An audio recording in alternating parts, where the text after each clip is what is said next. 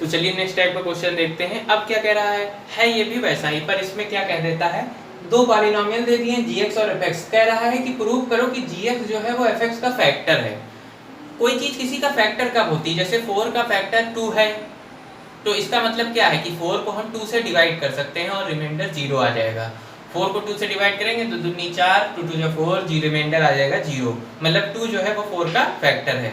किसी चीज से किसी चीज को डिवाइड करो, जैसे कि यहाँ पे जैसे हमको प्रूव करना है कि प्रूव करो gx fx का फैक्टर है, तो आना क्या चाहिए, fx को gx से डिवाइड करो और रिमाइंडर 0 आ जाए, मतलब हमारी बात सही है, ये फैक्टर है gx fx का। लेकिन क्वेश्चन में कह दिया है कि डिवीजन ना करिए, डिवीजन एल्गोरिथम करिए, डिवीजन एल्गोरिथम को अप्लाई करके प्रूव करिए कि ये जो है ये इसका फैक्टर होगा gx fx का, शो करिए इस चीज को। तो कैसे शो कर सकते हैं हम लोग, चलिए देखते हैं। डिवीजन एल्गोरिथम लगाते हैं। डिवीजन एल्गोरिथम के बराबर मतलब होता है dividend is equal to divisor, divisor को स्मॉल डी से दिखा देते हैं, इनटू क्वोशिएंट प्लस रिमाइंडर, है ना। यानी कि डिविडेंड क्या है हमारा fx है, यहाँ पर डिविडेंड डिवीजर क्या है gx है, क्वोशिएंट qx होगा कुछ जो कि हमको नहीं पता है, rx भी नहीं पता है, rx मान लिया, मतलब रिमाइंडर भी नहीं पता उसको rx मान लिया, ठीक है। अब fx पता, gx पता, qx rx पता करना है। तो सबसे पहली चीज क्वोशिएंट वाला जो पॉलिनोमियल है qx, वो किस बिना डिवाइड करे हम कैसे बता दें कि वो क्वाड्रेटिक होगा पॉलिनोमियल, की लीनियर होगा या बाई क्वाड्रेटिक होगा, क्यूबिक होगा। बताने का तरीका हम पहले वाले क्वेश्चनों में शायद देख चुके हैं। क्या था कि क्वोशिएंट पॉलिनोमियल की डिग्री बराबर होगी डिवीजर पॉलिनोमियल की डिग्री माइनस डिविडेंड पॉलिनोमियल की डिग्री माइनस डिवीजर। मतलब fx की क्या डिग्री है, जिसको डिवाइड कर रहे हैं उस पॉलिनोमियल की डिग्री क्या है, 4 है, हाईएस्ट पावर 4 है, और डिवीजर की डिग्री जिससे डिवाइड कर रहे हैं उसकी डिग्री क्या है, 2 है, हाईएस्ट पावर, तो 4 माइनस 2 2 आ जाएगा। यानी क्वोशिएंट पॉलिनोमियल जो डिग्री क्वोशिएंट पॉलिनोमियल है उसकी डिग्री 2 होगी, यानी कि वो होगा एक प्रकार का क्वाड्रेटिक पॉलिनोमियल। आई होप कितना समझ में आया होगा।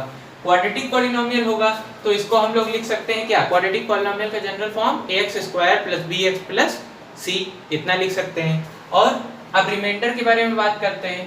रिमाइंडर के बारे में लगे हाथ बात करें तो रिमाइंडर के बारे में हमने बताया था, रिमाइंडर पॉलिनोमियल की डिग्री डिवीजर पॉलिनोमियल की डिग्री से 1 कम होगी, मतलब सॉरी 1 कम होगी या 2, मतलब जितनी भी कम हो, पर डिवीजर की डिग्री से कम ही होगी रिमाइंडर की डिग्री। ये हमेशा, मतलब आप चाहे कोई भी संख्या डिवाइड करके देख लीजिए, पॉलिनोमियल डिवाइड करके देख लीजिए, जो रिमाइंडर आएगा उसकी डिग्री इस डिवीजर की डिग्री से कम होगी। और कम तो भाई 2 भी हो सकती है, मान लो यहाँ पे इसकी डिवीजर की डिग्री 2 है तो यहाँ rx की डिग्री 1 भी हो सकती है, 0 भी हो सकती है, मतलब डिवीजर से कम होगी, चाहे 1 हो चाहे 0 हो, क्योंकि यहाँ 2 है तो उससे 1 कम हो सकती है या 0 हो सकती है, ठीक है। तो हम मान के क्या चलते हैं कि रिमाइंडर की डिग्री इससे 1 कम है डिवीजर की डिग्री से, यानी कि ये क्वाड्रेटिक है तो वो कौन सा 1 कम है, यानी कि लीनियर पॉलिनोमियल हो जाएगा, रिमाइंडर लीनियर पॉलिनोमियल हो जाएगा, ठीक। अब हमको पता चल गया ये क्वाड्रेटिक पॉलिनोमियल है qx, ये लीनियर पॉलिनोमियल। अब हम काम कर सकते हैं, समझ में आ गया हमको क्वेश्चन। लिख लो भैया, gx को क्या लिख सकते हैं, gx हमारा दिया हुआ है x² + 3x + 1, लिख लिया हमने। qx क्या दिया हुआ है, qx हमको पता है क्वाड्रेटिक पॉलिनोमियल है ax² + bx + c। अब देखो rx, अब rx हम कह दें कि ax + b। अभी हमने पहले जब इसको सॉल्व किया था, मतलब जब इससे पहले वीडियो बनाई मुझे डिलीट करना पड़ा, हमने क्या किया था, ये मान लिया था rx को ax + b। हो सकता है आप लोग भी ये गलती करें। गलती क्या मतलब, आप लोग मान लें कि ये भाई लीनियर पॉलिनोमियल है, हमने अभी कहा है ना, तो आप ax + b मान लें, जनरल फॉर्म लीनियर पॉलिनोमियल की कहते हैं ax + b होगा रिमाइंडर।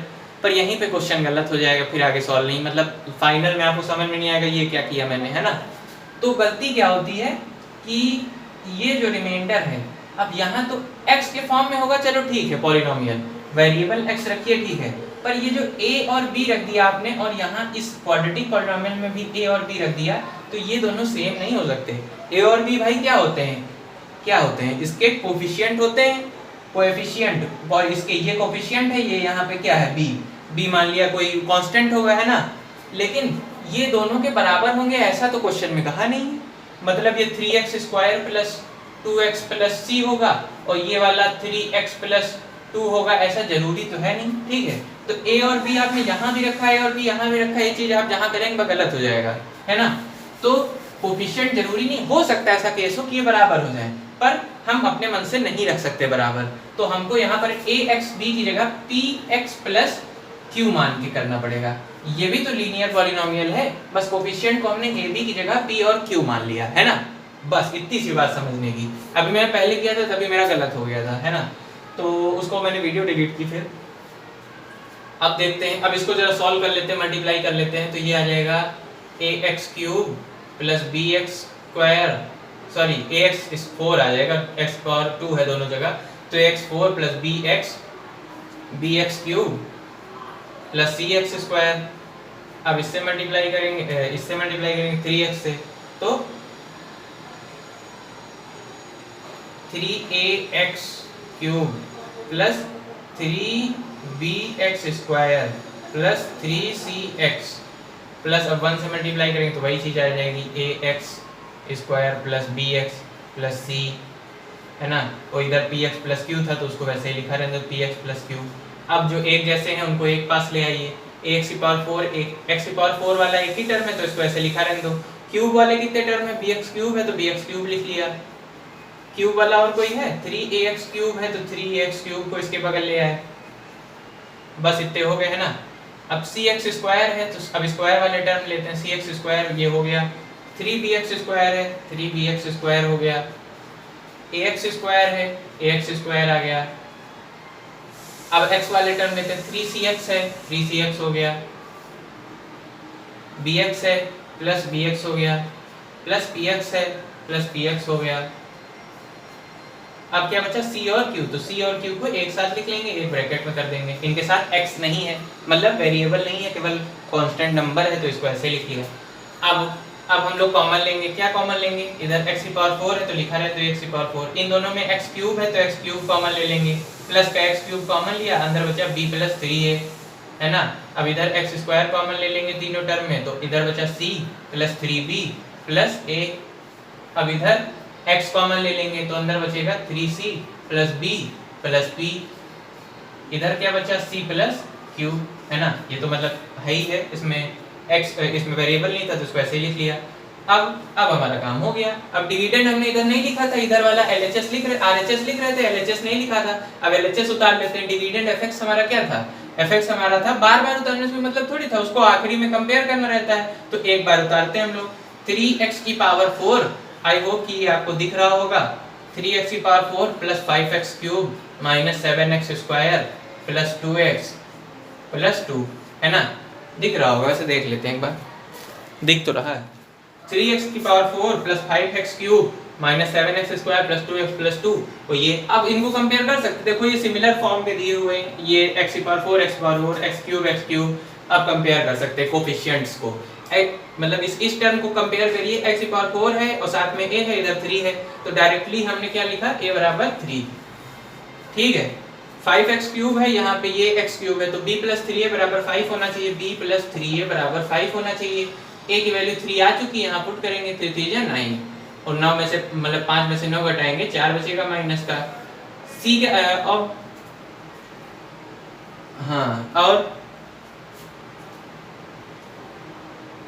अब c भी फाइंड करना पड़ेगा, इधर x स्क्वायर वाले कंपेयर करिए, तो c plus 3b plus c plus 3b plus a, next term को कंपेयर कर रहे हैं x स्क्वायर वाले को, तो इधर माइनस 7 है, माइनस का 7 ब्रो, माइनस 7, तो इसको क्या लिख सकते हैं, b की वैल्यू माइनस 4 है तो 4 2 जा 4 3 जा 12, माइनस का a की वैल्यू 3 है और c है इक्वल टू 7, माइनस का c 12 में से 3 जाएगा तो आ जाएगा 9, माइनस का आएगा उधर जाएगा प्लस में, 7 में से 9 में से 7 घटाएंगे, 7 2 8 9, c बराबर आ गया 2। abc फाइंड हो गया। अब ये लास्ट वाला टर्म बचा हमें, ये इसको कंपेयर करते हैं, तो इधर क्या है, x के साथ 2 है, यानी कि 2 बराबर आ जाएगा 3c plus b plus p। अब c की वैल्यू हमको पता है 2 है, 2 3 जा 6, b की वैल्यू पता है माइनस 4 है, माइनस 4, और p की वैल्यू हमको पता करनी है, तो 6 में से 4 जाएगा 2 बचेगा, और 2 से 2 कट जाएगा, 0 आ जाएगा। देख लीजिए आप लोग भी, मैं सामने शायद खड़ा हूँ, है ना। हमने इस x वाले टर्म को इधर वाले x के वाले टर्म के साथ कंपेयर किया, तो इधर 2 था, इधर ब्रैकेट में ये था, तो इधर उतारा वही चीज 2 के बराबर इक्वेट करके, तो 2 बराबर 6 में से 4 जाएगा तो 2 बचेगा, और प्लस पी, और ये 2 उधर जाएगा माइनस में तो 0 आ जाएगा, p बराबर 0 आ जाएगा फाइनली, यानी कि p की वैल्यू आ गई 0। और q बराबर अब बचा ये c प्लस q, अंत में यहाँ क्या है फाइनल में 2 है कांस्टेंट और इधर c प्लस q कांस्टेंट है, यानी c प्लस q बराबर होगा 2 के, और c की वैल्यू हमको पता है, निकाल चुके 2 है, तो q बराबर आ जाएगा 2 प्लस q बराबर 2 और q बराबर 0, 2 माइनस में जाएगा, तो p और q दोनों क्या आ गए 0, p और q को दोनों क्या आ गए 0। और हमारा रिमाइंडर क्या था, रिमाइंडर हमारा जो हमने माना था वो बराबर था px प्लस q के, px प्लस q था हमारा रिमाइंडर rx, इसको मिटा दे थोड़ा सा, p और q की वैल्यू आ गई 0, रिमाइंडर rx माना था px प्लस q, rx बराबर px प्लस q, p और q 0 आ गया तो ये पूरा टर्म 0 हो जाएगा rx, यानी कि रिमाइंडर पॉलिनोमियल जो है वो 0 आ गया। यही हमको प्रूफ करना था, हमें प्रूफ करना था कि ये जो है gx fx का फैक्टर है, तो gx को जब हम fx को gx से डिवाइड करेंगे तो रिमाइंडर 0 आ रहा है, डिवीजन एल्गोरिथम से हमने दिखा दिया रिमाइंडर 0 है, that means gx is a factor of fx। I hope you have got it.